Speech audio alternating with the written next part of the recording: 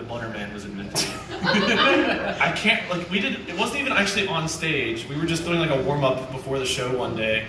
And was it Mark and Ethan that were doing a scene? Mm-hmm. And I think it was butter.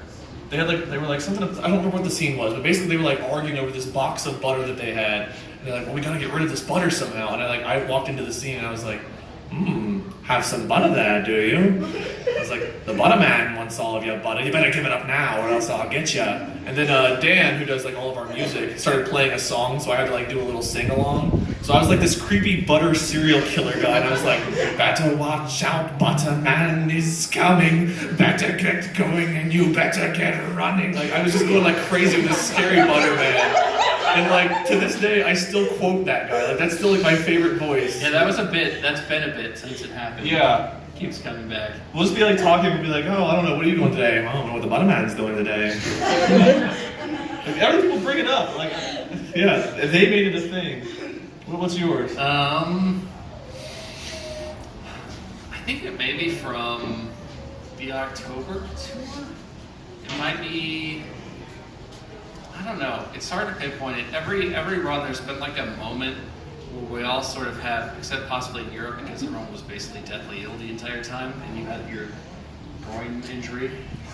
Yeah, I did. And but yeah, the other tours, the American tours, there's been a moment where we all sort of are backstage, and we all like look at each other, and we're like really in the groove, and we're all just sort of like, wow, this doesn't seem real.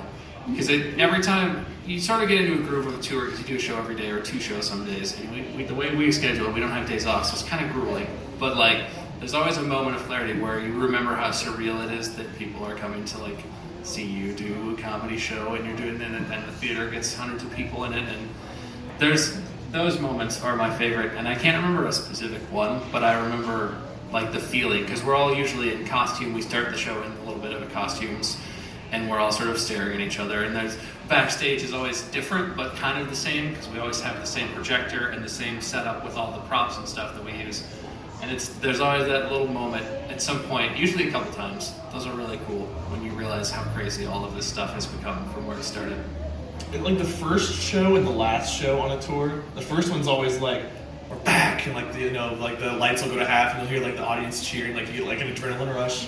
And the last show, it's always like, this is the last one we're going to hear for a while, and it's like kind of like sad and like somber.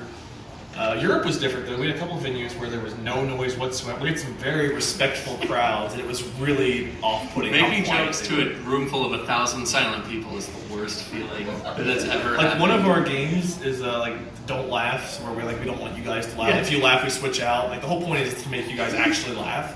They didn't laugh like once. So like we hear like one person go, we're like, that's it, switch.